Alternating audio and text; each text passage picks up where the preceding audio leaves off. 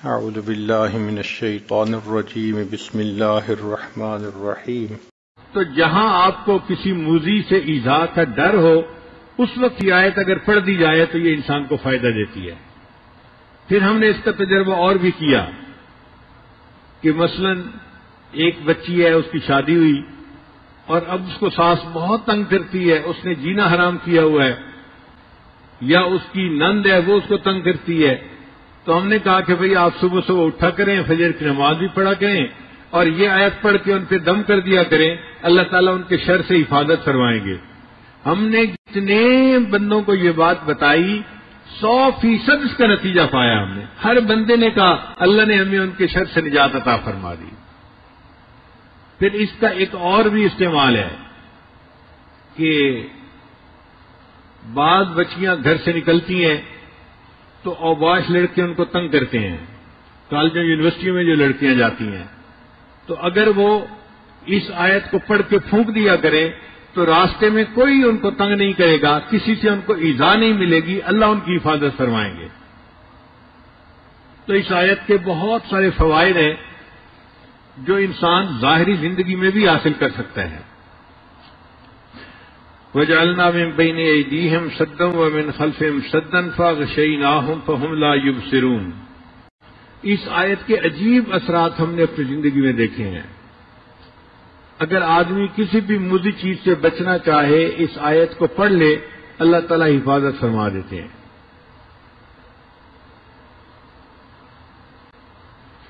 ہمیں سفر میں کئی مرتبہ مشکل پیش آتی ہے۔ ہمارے بیگ کے اندر کتابیں ہوتی ہیں مطالعے کے لیے، یا بیانات کے نوٹس وغیرہ ہوتے ہیں، اور آج کل مختلف ملکوں میں ایئرپورٹ کے اوپر دینی لٹریچر جو ہے اس کی بہت زیادہ سختی ہے۔ یعنی ایسے تو کسی کے پاس سے اسلحہ نکل آئے تو اتنی سختی نہیں کرتے، جتنا دینی کتاب کوئی نکل آئے تو اس پر سختی کرتے ہیں۔ ایک مرتبہ دبئی ایئرپورٹ پر میرا چھوٹا بیگ تھا، ہینڈ کیری جس کو کہتے ہیں، اس میں بیانات کے پیپر تھے، تو جب پاسپورٹ چیک کروانے کے بعد ہم آگے نکلے تو مشین والے نے چیک کیا اور اس نے میرا بیگ کھول کر دیکھا اور مجھ سے پوچھا کہ یہ کیا ہے۔ میں نے اسے بتایا کہ بھئی یہ میرے نوٹس ہیں، میں نے کتاب پڑھی اور جو مجھے پسند آئی بات وہ میں نے اس کے اوپر لکھ لی ہے۔ خیر وہ بندہ خاموش ہو گیا، اس نے بیگ بند کر دیا۔ جب آگے نکلے تو آگے ایک اور بھی چیک پوسٹ تھی، انہوں نے دوبارہ پھر بیگ کو چیک کیا۔ میں بڑا حیران، بھئی ایک دفعہ چیک کر لیا ہے تو کافی ہے، دوسری دفعہ پھر چیک کیا۔ اب جب انہوں نے چیک کیا اور بیگ کھولا تو اس کے اندر کاغذات کو دیکھتے ہی پولیس والا فون کرنے بیٹھ گیا۔ اب میں حیران سوچ رہا ہوں کہ یا اللہ، یہ اپنے کسی افسر کو بلاتا ہے یا کس کو بلاتا ہے اور اس کو کیا چیز نظر آ گئی جو اتنی اہم ہے کہ کسی کو بلانے کی ضرورت پڑ گئی۔ تھوڑی دیر کے بعد ایک خاتون آ گئی اور اس نے آ کے میرے بیگ کو دیکھنا شروع کر دیا۔ اب وہ ایک کاغذ کو پڑھ رہی تھی۔ اللہ کی شان کہ اس میں بخاری شریف کی جو اختتامی حدیث ہے اس کے نوٹس تھے۔ اس نے دیکھتے ہی مجھ سے پوچھا یہ بخاری شریف کی آخری حدیث کے نوٹس ہیں؟ میں نے کہا اچھا تم تقریریں کرتے ہو؟ میں نے کہا جی۔ پھر اس نے کہا اس کا مطلب یہ ہے کہ تم عالم ہو، یہاں بھی تقریریں کرو گے؟ میں نے کہا نہیں، ابھی تو میں یہاں پر 2 دن رکنے کے لیے آیا ہوں، پھر میں آگے جاؤں گا۔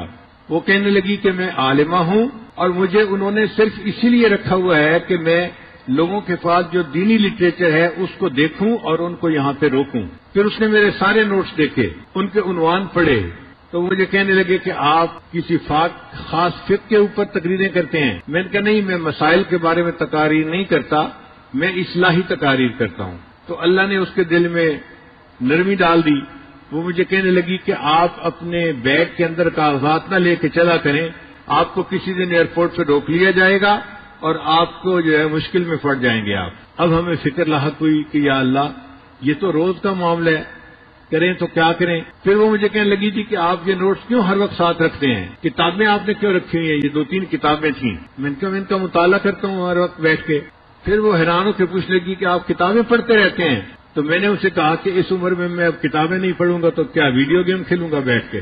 تو اس بات پہ وہ ہنس پڑی، کہنے لگی اچھا ٹھیک ہے آپ جائیں۔ تو میری جان چھوٹ گئی۔ پھر اس کے بعد ہمیں پریشانی ہوئی کہ یا اللہ، اب ان نوٹس کا کیا کریں؟ ہمیں ضرورت بھی پڑتی ہے، مختلف جگہوں پہ جانا ہوتا ہے، کبھی یہ بیان کرو کبھی وہ بیان کرو، تو نوٹس کا ہونا بھی ضروری اور ہیں بھی پابندیاں۔ تو ذہن میں خیال آیا کہ ہم قرآن مجید کی اس آیت کو کیوں نہ پڑھ لیا کریں۔ چنانچہ اس کے بعد تقریباً 8 سال ہو گئے ہیں یا 10 سال، میں جہاں جس ایئرپورٹ پہ بھی جاتا ہوں، جہاں بیگ چیک کرنے کی مشین ہوتی ہے یا عملہ ہوتا ہے، میں یہ آیت پڑھ کے ان پہ پھونک دیتا ہوں، وَجَعَلْنَا مِن بَيْنِ أَيْدِيهِمْ سَدًّا وَمِنْ خَلْفِهِمْ سَدًّا فَأَغْشَيْنَاهُمْ فَهُمْ لَا يُبْصِرُونَ۔ اللہ کی شان دیکھیں کہ پچھلے پھر 8-10 سال میں تک کسی نے کبھی مجھے کھڑا نہیں کیا۔